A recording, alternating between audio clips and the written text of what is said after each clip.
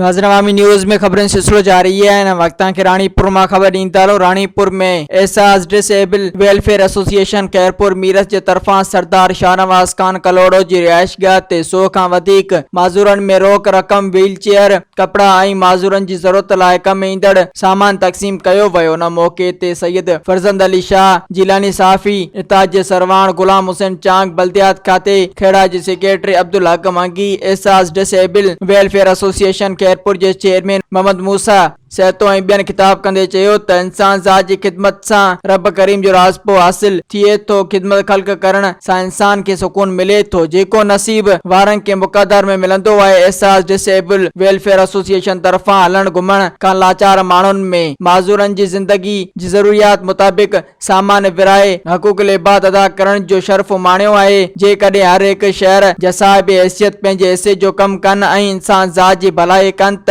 जेकर केतिरी बेसहारा माण्हुनि जी मदद थी सघे थी। एसाज डिसेबल वेलफेयर एसोसिएशन जे अहिड़े बेहतरीन ख़िदमत ते असां खेनि जस ॾियूं था। मज़ीद खबरों और तफसीलात के लिए विजिट करें हमारी वेबसाइट www.awamiNewsHD.com।